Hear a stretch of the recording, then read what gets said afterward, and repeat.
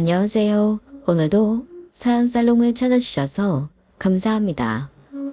곧 60을 바라보는 50대 후반 여자입니다. 이제 남편과 결혼한 지도 벌써 30년을 바라보고 있으니 이만하면 겪어볼 수 있는 웬만한 사연에 나오는 시집살이들은 다 겪어봤다고 할 수 있겠네요.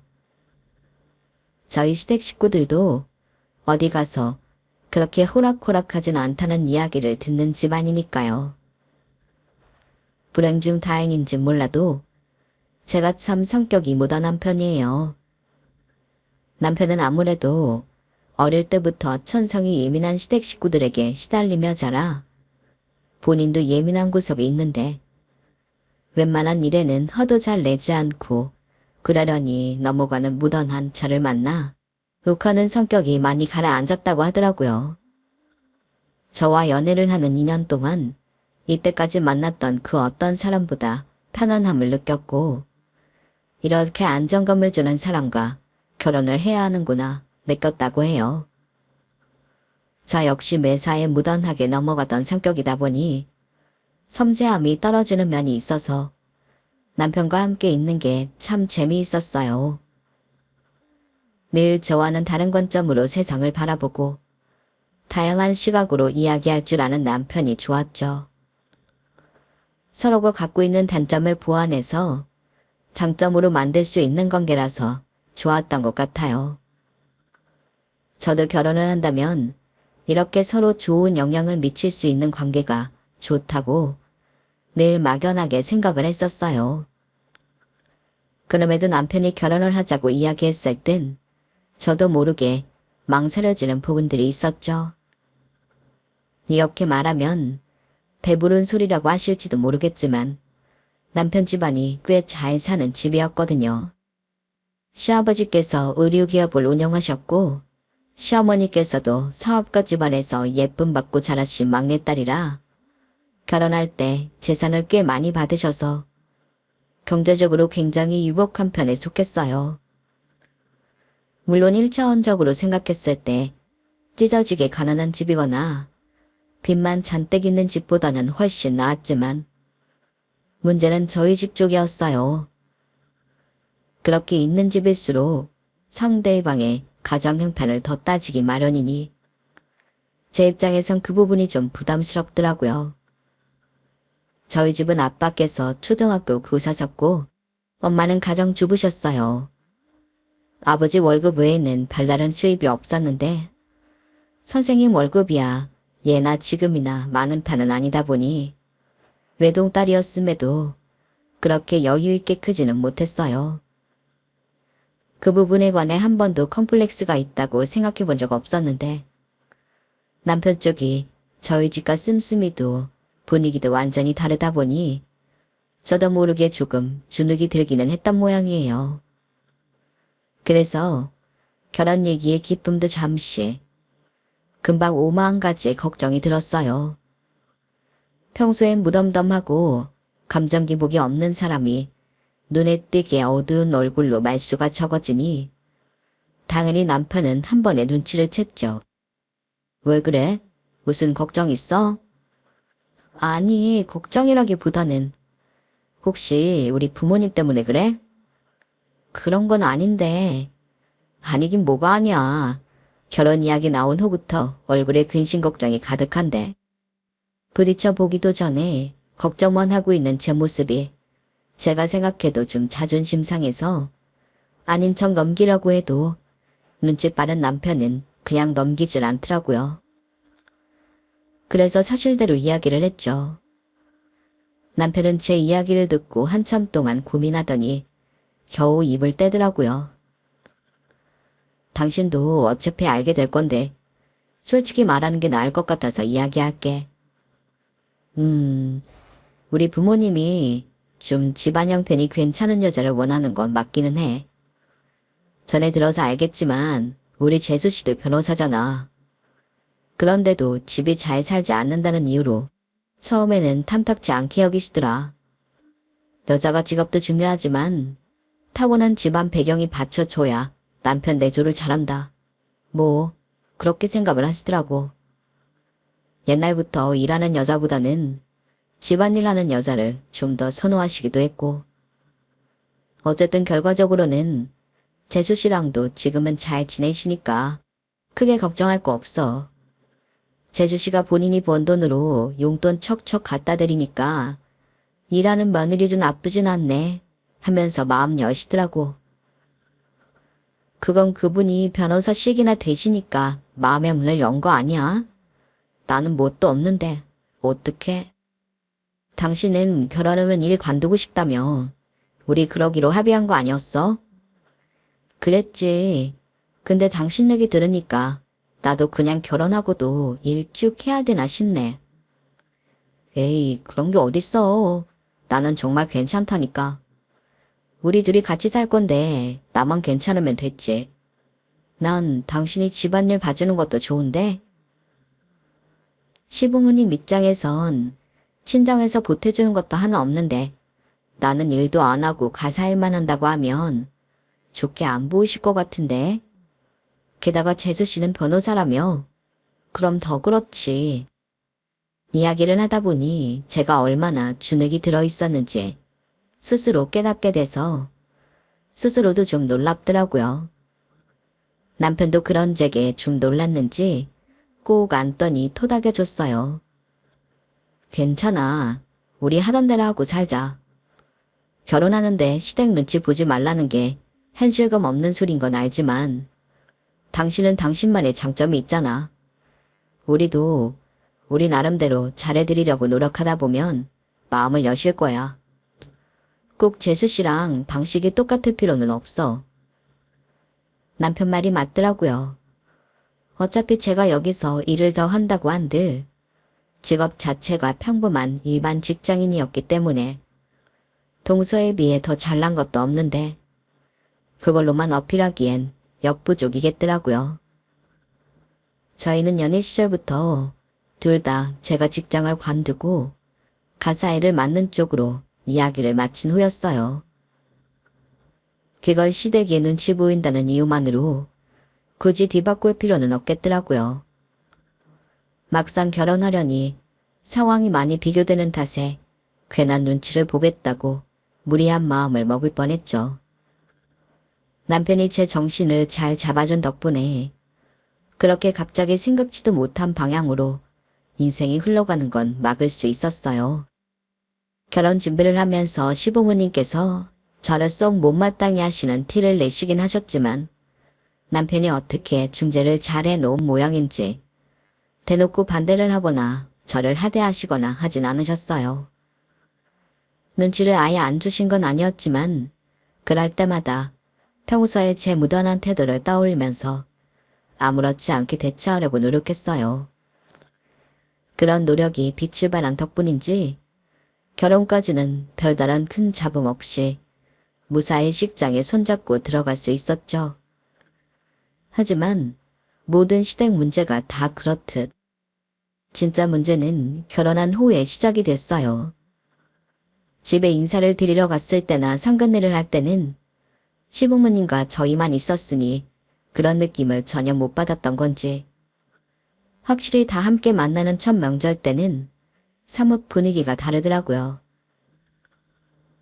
결혼식 때 말곤 제대로 인사드리는 건 처음이네요, 형님. 네, 동서 반가워요. 잘 부탁해요. 부탁은요. 제가 깍듯이 모셔야죠. 밖에 사는 변호사니 뭐니 해도 어쨌든 시댁에 사는 동서고 나이도 저보다 2살이 어려서 최대한 편하게 대하려고 했는데 동서는 일하기도 바쁜 명절에 위아래로 정장을 한 세트를 맞춰 입고 나 변호사요 하는 포스를 풀풀 풍기는데 아무리 노력해도 편하게 대하기가 힘들더라고요. 연애할 때 남편이 먼저 결혼한 동생이 있다고 할 때만 해도 별 생각 없었는데 막상 만나보니 뭔가 눈에 보이지 않는 서열도 존재하는 것 같다는 기분이 들었어요. 저는 의식하지 않으려고 해도 끊임없이 어머니께 제가 의식할 만한 말들을 하더라고요. 어머님, 큰마늘이 생겼다고 저한테 너무 소홀해지시면 안 돼요. 제가 바쁘다고 집안 행사 잘 참석 못하고 이래도 꼭 시간 날 때 어머님한테 용돈도 보내드리고 선물도 보내드리고 다 잘 챙길 거예요. 큰마늘이 자주 온다고 큰마늘이만 이뻐하시면 저 서운해요. 아우, 얘는 무슨 말도 안 되는 소리를 하고 있어. 내가 우리 작은 며느리 변호사라고 동네방네 얼마나 소문을 내고 다니는데. 일 바쁜 것도 당연히 이해하지. 그럼 변호사가 바빠야지. 안 바쁘면 쓰나. 그런 쓸데없는 걱정 말고 일할 땐 일에 집중해. 아이, 그래도요. 어머님이랑 겨우 이렇게 정들고 친해졌는데 형님이 어머님 뺏어갈까봐 속상해요. 아까 얘기 들어보니까 형님은 집안일도 되게 잘하신다던데. 어머님 아픈데 아시겠지만 제가 집안일은 영 소질이 없잖아요. 이러다 보면 집안일이 늘지를 않아서요. 근데 어머님이 원래 집안일 잘하는 며느리 원하셨잖아요. 그래서 걱정하는 거예요. 얘는 무슨 이렇게 잘 나가는 애가 애교까지 많어. 하여튼 너 같은 애를 며느리로 데려온 우리 장남이 대단하지. 내 아들이지만 가끔 무섭다니까. 어디서 이런 1등 신부감을 데리고 온 건지. 하여튼 넌 아무 걱정 말아라. 내가 처음에야 내조만 하는 참한 며느리 원했어도 요즘 얘기 들어보니 그게 아니더라. 요새는 여자도 능력이 좋아야 시집 잘 가고 좋은 거란다. 옛날 우리 때처럼 외벌이하는 남자는 별로 없다고 하더구나. 게다가 너 하는 일이 웬만한 남자 일보다 낫잖니? 좀 뒤늦게 알아서 미안하긴 하다만 우리도 지금은 너 같은 며느리 없다 생각하고 살고 있으니 두 장 그만 부려도 된다. 네, 어머님. 역시 제 마음 알아주시는 건 어머님뿐이에요. 사랑해요. 모녀처럼 친근한 동서와 시어머니 사이에 끼어들 공간 같은 건 없어 보였어요. 안 그래도 어색하고 낯선 첫 명절에 저 빼고 다 친한 듯한 느낌을 받고 나니 겉으로는 애써 아무렇지 않은 척해도 속은 말이 아니더군요.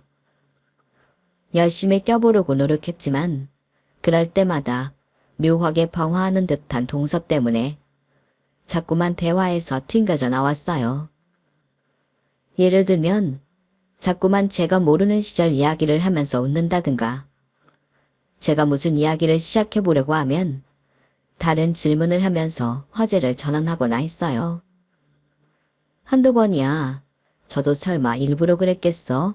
란 생각에 다시 제 페이스를 찾아오려고 했지만 그게 몇 번 반복이 되니 아, 이거 일부러 그러는 거구나 싶더라고요. 솔직히 동서의 의도를 깨닫고 나니 더 이상 이 사이에 끼고 싶은 생각이 싹 사라졌지만 남편도 제 노력을 눈치챘는지 제가 대화에 낄 수 있게끔 옆에서 모르는 얘기들은 실시간으로 설명해주고 화제가 바뀌면 제 이야기를 마무리 짓고 넘어갈 수 있게끔 분위기를 주도해줬어요. 센스 있는 남편 덕분에 여러 번 빈정상할 수도 있었던 위기를 잘 넘어갔죠. 여보, 오늘 정말 고마웠어. 당신 아니었으면 나 진짜 속상했을 거야. 그런데 동서는 왜 그래? 원래 그런 성격이야? 그러게, 재주씨가 원래 그렇게까지 무리하는 성격은 아니었던 것 같은데 오늘따라 왜 그랬는지 모르겠어. 혹시 당신 견제하나? 견제? 나도 그런 느끼기긴 했는데 날 왜 견제해? 내가 견제할 만한 사람도 아닌데. 당신이 왜 견제할 만한 사람이 아니야. 내가 말했잖아. 우리 부모님이 처음엔 그래도 나중엔 당신 좋아할 거라니까. 재수씨도 그걸 느꼈나 보다. 당신이 예쁨 독차지할까봐 불안한가 본데. 무슨 말도 안 돼. 오늘 보니까 어머님이랑 동서 둘 사이에는 절대 못 끼겠던데. 끼고 싶은 마음도 동서가 그렇게 나오니까 싹 사라지더라. 누가 뭐 어떻게 하나? 뭘 그렇게까지 해. 그냥 어머님이랑 동서랑 행복하라고 내버려 두고 싶더라. 너무 그렇게 생각하지 마, 여보. 나도 재수씨가 그런 쪽으로 질투가 있는 줄은 처음 알았네. 당신은 당신 방식대로 예쁨 받을 수 있을 거야. 무리하지 마. 알겠어. 뭐 기대는 안 하겠지만 나도 그냥 내 할 도리 하면서 어머님 아버님이랑 천천히 친해져야지. 그날은 그렇게 잘 넘어갔어요. 남편이 실시간으로 분위기 잘 체크해서 이끌어준 덕에 크게 기분 상하지 않은 채로 첫 명절이 지나갔죠. 하지만 그날의 신호탄으로 저를 향한 동서의 견제는 하루하루가 지날수록 더 심해져 갔어요. 하루는 명절에 음식을 한다고 모였는데 본인은 안 해봤다는 핑계로 하나하나 저한테 물어보더라고요.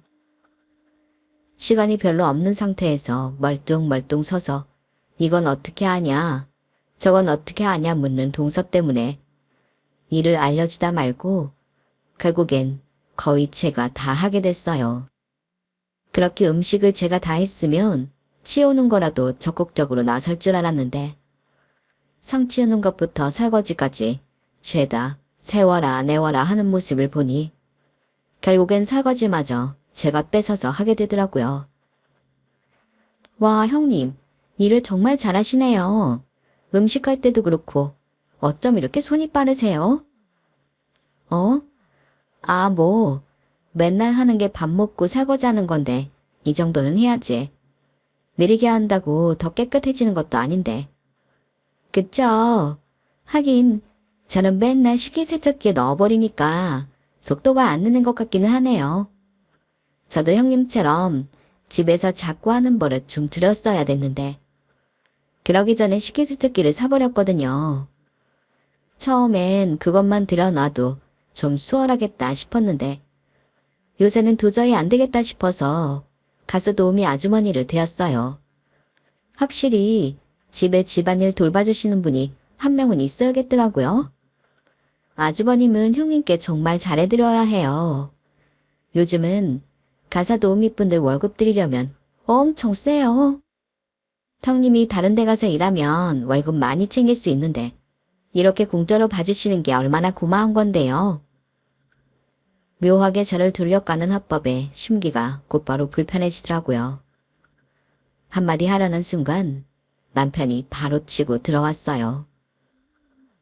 재수씨, 이 사람이 나랑 결혼했으니 가사 일을 해주는 거지. 밖에 가서 이런 일 할 일이 뭐가 있다고 그런 소리예요. 경제활동을 할 거면 이 사람도 멀쩡히 회사 생활하던 사람인데 회사 월급을 타겠죠. 개인한테 돈 받고 일해야 할 만큼 절박한 사람은 아니라서. 그런 말을 내 와이프 능력을 깎아내리는 말 같아서 기분이 좋지는 않네. 어머 아주버님, 저 그런 뜻은 아니었는데. 워낙에 형님께서 집안일을 손거다 붙이고 야무지게 하시니 부러워서 드린 말씀이었어요. 돈 받고 일하는 저희 가사도우미보다 훨씬 전문적으로 꼼꼼히 일하시는 것 같아서요. 이렇게 일하는 분을 제가 고용주로 만났으면 진짜 잘 챙겨줬을 텐데 싶어서. 아주버님, 부럽고 아쉬운 마음에 한 말이니까 너무 안 좋기만 듣지 말아주세요. 기분이 나빠질 때마다 남편이 제 편을 나서서 들어줬지만 역시 말빨로 벌어먹는 직업이라 그런지 능구렁이처럼 그때그때 상황을 잘 피해 나가면서도 끝까지 묘하게 제 신경을 건드리더군요. 여보, 그냥 동서가 그런 말하는 거 내버려 두자. 나도 기분 나빠서서 당신이 나서주는 거 고맙긴 했는데 그럴수록 우리만 바보 만들고 예민한 인간들 취급받는 것 같아서 그것도 기분이 좋지는 않더라. 저런 사람은 그냥 무대응하는 게 좋을 것 같아. 우리가 반응 안 하면 재미없어서라도 좀 덜 그러지 않을까? 그래, 그게 좋겠다. 근데 가만히 있자니 나도 화가 나서 그렇지. 무슨 의도로 이야기하는지 뻔히 다 보이는데. 아무튼 우리 가족들 형도 그렇고 보는 눈 참 없어. 저런 사람이 뭐가 좋다고 온 가족이 다 어화동동하는지. 왜? 나한테 심술부려서 그렇지. 시부모님 입장은 이해되는데 집업도 좋고 애교도 많고 싹싹하잖아. 내가 어머님 아버님이었어도 무뚝뚝하고 뭐 하나 없는 나보단 동서 이뻐했겠다. 사람 마음이 어쩔 수 있나. 그런 소리 하지 마. 나는 당신이 훨씬 사람 괜찮아 보이는데. 하여간 우리 식구들은 보석을 알아주는 눈이 없다니까. 그렇게 말해주니까 기분 좋네. 난 괜찮아. 시댁 식구들이야 당신 때문에 사이좋게 지내보려고 하는 거지. 동서가 나한테 저러는 건 내가 신경 안 쓰면 그만이긴 해. 고마워 여보. 동서의 계속되는 견제 때문에 제가 영 시댁 분위기에 적응을 못한다고 느꼈는지 남편이 섬세하게 신경을 많이 써줬지만 그런다고 시댁이 편해지지는 않더라고요. 남편이 매번 이렇게 저를 챙기는 것도 꽤나 피곤한 일일 것 같아 남편에게도 애써 괜찮은 척 했어요. 말한 대로 동서 심술이야 눈에 훤히 보이는데 무시하면 되겠다 싶었거든요. 하지만 제가 무시할 수 없는 건 시어머니의 차별이었어요. 동서가 어머니께 물량공사를 펼치고 갖은 애교를 떨 때마다 묘하게 어머님께서는 제게 냉담해지셨거든요. 어머님, 오늘 제가 사온 과일들 좀 드셔보세요. 완전 싱싱한 걸로만 사왔다니까요. 이렇게 이쁘게 포장된 바구니로 사오면 더 비싼 거 아시죠? 아, 그러게. 그냥 대충 사오지. 뭐 또 저런 걸로 사왔어. 매번 미안하게.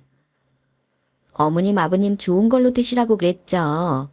그리고 어머님은 예쁜 거 좋아하시잖아요. 이왕 드시는 거 기분 좋게 드시라고요. 그래. 그럼 지금 다 같이 있을 때 좀 먹어보자. 큰애야, 작은 애가 갖고 온 과일 좀 꺼내서 깎아와 봐라. 어머 어머님, 제가 할게요. 제가 사온 건데 제가 깎아야죠. 됐다.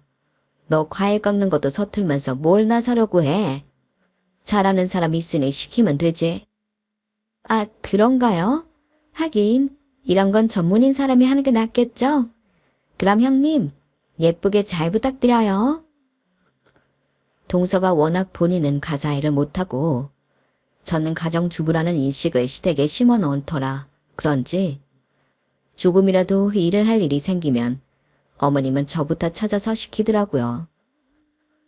동서가 저보다 서툴 수밖에 없다는 건 알겠지만 이런 식으로 매번 저한테만 일을 시키면 동서는 언제 일이 늘고 언제 같이 일을 하나 싶어서 답답하더라고요.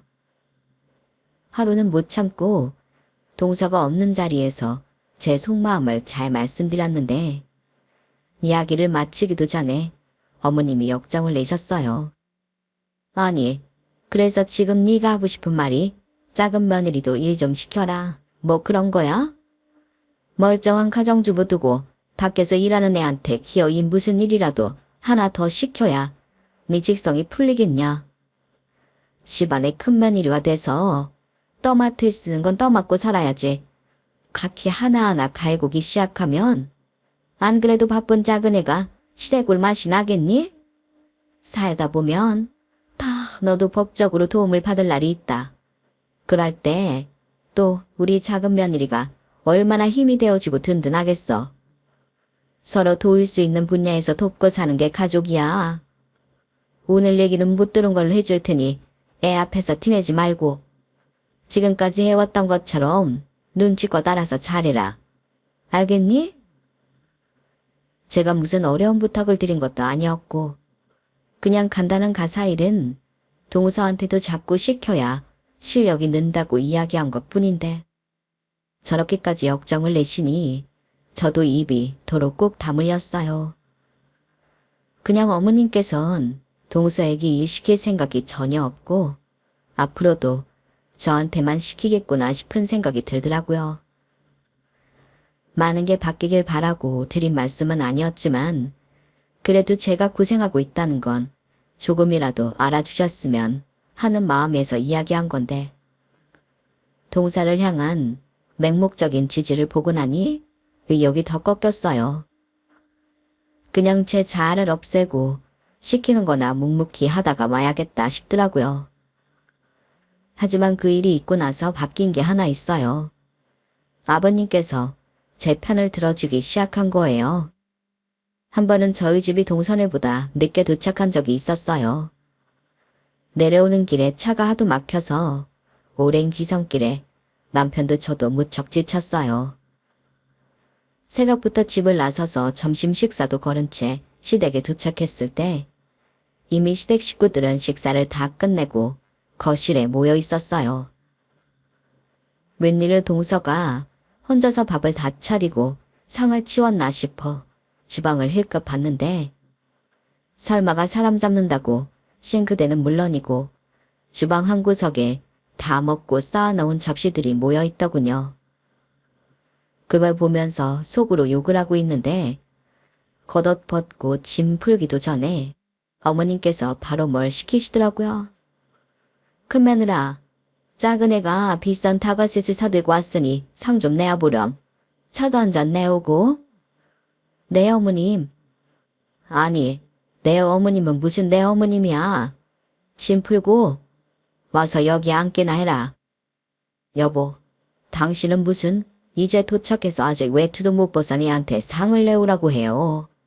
안 그래도 차 막힌다고 내려오느라 고생한 애들한테.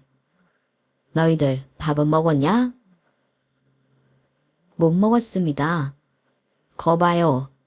작은 며느라, 여기 니네 형님이랑 아주버님 식사할 것 좀 챙겨드려라. 다과는 기다렸다가 얘들 다 먹으면 그때 먹어도 되잖아요. 뭐 급한 것도 아니고. 안 그러냐? 감사합니다, 아버지. 평소와는 달리 저희를 먼저 챙겨주는 아버님 모습에 남편도 놀랐는지 얼떨떨해 보이더라고요. 저 역시 마찬가지였지만 기분은 좋더라고요. 한방 먹은 듯한 동서의 얼굴을 보니 몸은 피곤해도 마음만은 속이 다 시원했어요. 아버님의 배려 덕분에 저희는 천천히 짐을 풀고 식사까지 마칠 수 있었어요. 다 먹고 나니 아까 어머님께서 시키신 게 생각이 나서 벌떡 일어나 상을 정리했어요. 다과 내올게요, 어머님. 다과도 작은 애야, 네가 좀 내와라. 늘 차려만 오는데 받아 먹을 때도 있어야지. 이렇게 서로 힘들 때 돕고 살라고 가지고 있는 거 아니냐? 평소에 작은 며느리 바쁘다고 네가 많이 했으니 피곤할 때만이라도 좀 차려다 주는 거 얻어먹고 뒷정리하는 거나 같이 하면 되지 않겠니? 아유, 그래도요, 아버님. 말 들으래도 그렇게 자꾸 나서서 일하면 다 너 시켜도 되는 줄 알고 너만 잡고 시킨다. 여보, 무슨 말을 그렇게 해요? 내가 언제 쟤만 잡고 시켰다고 그래? 큰 며느리 없을 땐 작은 며느리가 우리 집 큰 며느리처럼 챙겼는데 집에 늦게 들어왔으니 이 정도는 해줄 수도 있는 거지. 맞아요, 아버님. 너무하세요. 그렇게 형님 편만 드시면 저도 서운해요. 서운은 무슨. 요즘이야 분위기가 많이 나아졌다지만 형님이면 너보다 어른이다. 어른. 어른이 먼 길을 고생해서 왔으면 안 시켜도 발벗고 나서서 살펴야 할 것은 그렇게 눈치 살살 보면서 형님이 하겠거니 떠넘기고 있어서야 되겠냐? 네? 그런 거 아니에요, 아버님. 여보, 당신이야말로 왜 생사람을 잡고 그래요? 작은 애가 언제 그랬다고? 그야말로 처음 있는 일이었어요. 아버님께서 적극적으로 제 편을 들어주셔서 어머님과 말다툼까지 하실 판이라 제가 나서서 상황을 중재해야만 했죠. 전 괜찮아요, 아버님. 그래도 시댁이 일하러 내려온 거니까 먹은 거 얼른 치우고 올게요. 신경 써주셔서 감사해요. 남편에게 부모님 잘 중재하라고 눈치 주고 저는 주방으로 갔어요. 그런데 저희가 도착도 하기 전부터 쌓여있던 설거지들을 보니 저도 기분이 썩 좋진 않더라고요. 그래서 동서를 불렀죠. 동서, 같이 하자. 설거지 양이 좀 많네. 주방도 좁은데 같이 해요, 그거? 저는 그렇게 좁은 공간에선 혼자 일하는 게 차라리 편하던데. 그래? 그럼 동서 혼자 설거지 할래? 네? 아니요. 무슨 말씀을 그렇게 하세요. 우리가 식사한 것보다 동서네가 도착해서 먹은 접시가 훨씬 많아 보여서. 내가 설거지 해주러 온 건 아니니까 원래 본인이 먹은 건 본인이 치우는 게 상식이잖아. 매번 내가 해주니까 동서가 잘 모르는 것 같네. 그런 의미에서 오늘은 동서가 먹은 건 동서가 좀 치워볼래? 그래야 동서도 이게 떠넘길 양이 아니었구나 알지. 형님, 형님까지 정말 왜 이러세요? 아버님이 편 들어주시니까 기세 등등해져서는 전 그냥 형님이 하면 빨리 할 거. 제가 하면 시간 길어지니까 효율적으로 하려고 기다린 것 뿐이에요. 그래. 그럼 내가 오늘 빨리 하는 법 알려줄 테니까 얼른 고무장갑이나 껴봐. 말 같지도 않은 소리로 속을 긁는 동서에게 본때를 보여줘야겠다 싶어 좀 단호하게 나갔어요. 평소처럼 집에서 본인 편만 들어줬다면 절대로 제가 시키는 대로 고분고분 따르지 않았을 동서가 그날만큼은 아버님이 강경하게 제 편을 들어준 바람에 기세가 꺾였는지 불만이 가득한 얼굴로도 어떻게든 제 지시를 따르긴 하더군요. 그렇게 처음부터 끝까지 동서에게 일을 시키고 나니 뭔가 그동안 답답하게 막혀있던 게 뻥 뚫리는 느낌이 들었어요. 동서도 안 해봐서 그렇지 시키니까 잘하네. 앞으로 시댁에서 만날 때마다 내가 집안일 좀 알려줄게. 그럼 동서도 요령 생기고 집안일 늘고 좋잖아. 그러게 미리미리 해놨으면 고생 안 해도 될걸. 동서는 처음 해보는 시집살이 아닌 시집살이에 혼이 나가 보이더라고요. 고개도 대충 끄덕이는 척하더니 기분이 상했는지 저한테 별다른 반응도 없이 방에 들어가 버렸어요. 그 다음날 동서는 급한 일이 생겼다며 서방님도 내버려 두고 먼저 서울로 올라가 버리더군요. 뭔가 쎄한 기분은 들었지만 그래도 사정이 있겠거니 싶어 잘 배웅해 줬는데 그날 이후부터 동서는 자존심이 상한 건지 저를 투망인간 취급하며 피하기 시작했어요. 니네 혹시 다퉜냐? 분위기가 왜 이래? 왜 이러긴? 정말 몰라서 물어요? 당신이 큰 며느리 편 만드니까 우리 작은 며느리가 속이 상해서 그런 거 아니에요? 뭐? 평소에 맨날 이쁨만 받던 애가 싫은 소리 좀 들었다고 금방 토라져? 내가 못할 소리 한 것도 아니고 형님한테 형님 대접하라고 한 게 뭐 그리 속상할 일이야. 아, 그래도 밖에 나가면 다들 변호사님 하면서 떠받들어 줄 텐데 자존심이 상하지 안 상하겠어요? 당신도 이럴 때 보면 참 무심하다니까. 밖에서나 변호사지 무슨. 그동안 집에서도 그렇게 떠받들어 줬으면 된 거지. 더 이상 어떻게 떠받들어 줘야 해? 우리라도 사연 확실하게 안 잡아주면 오히려 며느리들끼리 더 싸운다니까. 아버님께서 강경하게 나오시니 어머님께서도 더 이상 말씀을 못 하셨어요. 아버님 말씀대로 아버님이 그렇게 서열을 확실하게 짚어주시니 그 뒤로는 제가 감정 상할 일이 잘 없더라고요. 동서는 좀 상한 것 같았지만요. 그러던 어느 날이었어요. 갑작스럽게 아버님의 교통사고 소식이 날아왔죠.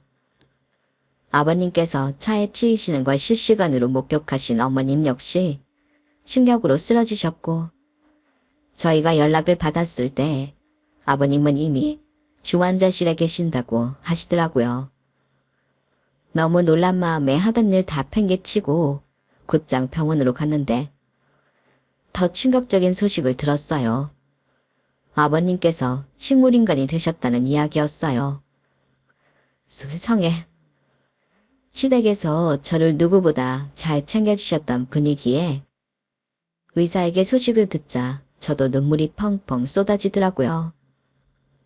한참을 기절하셨다가 깨어나신 어머님께서도 이 사실을 받아들이지 못하셨어요. 뭐라고요? 말도 안 돼. 지금 우리 남편이 식물인간이란 소리예요? 빨리 깨어나게 해봐요. 의사가 그것도 못해? 어머님, 진정하세요. 두 분께서 살아생전 사이 좋은 부부셨어서 더 마음이 아팠어요. 한바탕 눈물바다를 겪은 후 아버님을 어떻게 해야 할지 논의하게 됐어요. 아버님을 병원에 계속 입원시킨 채로 두느냐, 아니면 호흡기를 떼느냐 결정을 내려야 했죠. 저는 아버님과 정이 들기도 했고 혹시나 하는 희망 때문에 호흡기를 떼자고는 도저히 말을 못하겠더라고요. 그때 동서가 입을 먼저 열었어요. 어머님, 좀 속상하셔도 호흡기를 떼는 게 맞을 것 같아요. 뭐라고? 아버님 계속 병원에 계시면 병원비도 병원비고 어머님도 계속 병원 들락거리면서 보살피셔야 하는데 그게 보통 일이 아니잖아요. 식물인간 되시면 깨어날지 말지 확신도 없고 깨어난 비율도 적은데 기약도 없는 일에 시간과 비용을 들이기엔 어머님 인생도 아깝잖아요. 넌 어떻게 그런 소리를 그렇게 쉽게 하니? 네 남편이 식물인간이 되어도 그렇게 생각할 거냐? 난 호흡기 못 된다. 혹시나 이 사람이 깨어나기라도 하면 그럼 우리가 죽인 거야. 난 내 손으로는 절대 이 사람 못 보내. 그러지 마시고 좀 현실적으로 생각해 보세요, 어머님. 어머님이 아무리 아버님 보살피러 왔다 갔다 한다 한들 저희라고 편할 것 같으세요? 저희도 어머님 병원 다니시는 거 케어해야 하는데 힘들잖아요. 살 사람은 살아야지. 그런 말도 있잖아요. 서로 힘들어지는 것보단 어차피 보내드릴 거 깔끔하게 보내드리는 게 나아요. 저도 정말 이런 말 하는 거 마음 좋지 않은데 모두를 위해서 하는 말이에요. 큰며느리 너는 어떻게 생각하냐? 너도 작은이 말이 맞다고 생각하냐? 동서 말도 틀린 건 아니지만 저도 호흡기 떼는 건 너무 이르다고 생각해요. 정말 만에 하나긴 하지만 아버님이 정말 깨어나기라도 하시면 어떡해요? 그 희망이 작은 건 아는데 그래도 포기가 안 돼요. 아버님이 이대로 돌아가신다는 것도 상상이 안 되고 일단은 케어할 수 있는 데까진 서로 케어를 하면서 아버님 지켜보면 어떨까 싶어요. 형님이야 한가하니까 그런 소리가 나오시죠. 저는 매일 사는 게 바쁜데 아버님 케어까지 못해요. 그냥 아프신 거면 하겠는데 이렇게 아무 가망도 없이 후송세월 보내는 짓을 어떻게 하라는 거예요? 다들 좀 냉정하게 생각하세요. 식물인간이 깨어날 확률이 몇 퍼센트나 된다고 이러세요? 아무리 그래도 좀 그렇잖아, 동서. 동서 바쁜 건 우리도 잘 아니까 부담 많이 안 줄게.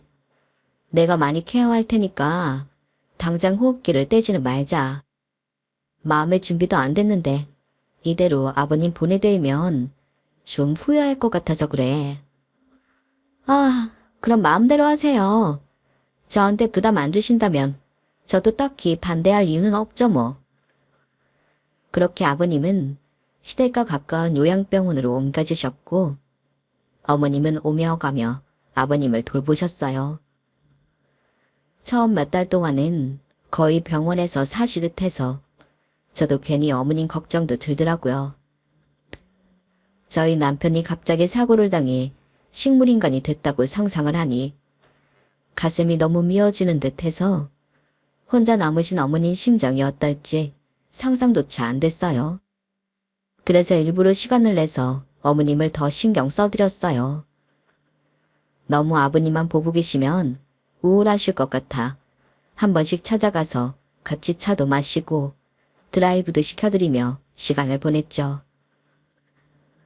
큰며느라, 내가 너한테 잘해준 것도 없는데 이렇게까지 신경을 써주니 참 고맙고 미안하구나. 아니에요, 어머님. 지난 일엔 신경 쓰지 마세요. 아버님 이렇게 되시고 저도 괜히 어머님 혼자 계신 게 신경 쓰여서 그래요. 어떻게 못해준 너도 이렇게 나를 신경 써주는데 둘째 며느리는 소식 한 통 없을 수가 있니? 명절 때도 바쁘다고 오지도 않고. 아주 그냥 시애비가 살아있을 때 뭐라고 했다고 복수라도 하는건 지원. 내 전화는 일부러 피하는 건지 이젠 받지도 않더라. 동서가 워낙 바쁘잖아요. 그래서 그런 걸 거예요. 그동안 변호사라고 바쁘다는 거 다 봐주고 했더니 이렇게 되어버리네. 네 시애비 말을 들었어야 됐는데 사람 일이라는 게 뭐 갑자기 이렇게 될 줄 알았나. 너무 그렇게 생각 마세요. 동서도 바쁜 일 정리되고 여유 생기면 올 거예요. 하지만 애써 위로 드렸던 것이 무색하게도 동서는 아버님이 쓰러지신 후 시댁과는 거의 연락을 끊었어요. 동서가 연락을 끊으니 서방님 역시 시댁에 오는 발걸음이 끊기더라고요. 만나면 동서 안부만 묻는 게 불편했는지 점점 서방님마저 핑계를 대며 시댁에 오는 횟수가 적어지기 시작했어요. 처음엔 좀 불만이었지만 남편을 보니 저까지 불만을 갖기 시작하면 남편 입장이 난처할 것 같아 이왕 가는 거 좋게 마음을 먹기로 했어요. 시아버지께서 저를 워낙 잘 챙겨주시고 차별 없이 아껴주셨기 때문에 감사한 마음 때문이라도 동서애와 상관없이 저는 제 할 도리를 하기로 했죠. 어머님도 그런 제 마음을 아셨는지 점점 마음의 문을 열어주시기 시작했어요. 그렇게 아버님이 쓰러지신 뒤 20년이 다 되어갈쯤 어머님께서 먼저 이야기를 꺼내시더군요. 이제는 이 사람을 보내줄 때가 된 것 같다. 식물인간이 된 아버님을 모시고 지낸 지도 오래되어서 이제는 일상처럼 느껴졌는데 어머님께서 드디어 마음 정리를 하신 것 같아 내심 놀랐어요. 아직도 아버님 이야기만 하면 입가에 미소가 피었다가도 슬퍼하시는 어머님을 보며 아직도 아버님을 보내드릴 때가 되지 않았구나 느꼈었거든요. 괜찮으시겠어요, 어머님? 20년 가까이 기다렸는데도 안 일어나는 걸 보면 이 사람도 원하지 않는 것 같구나.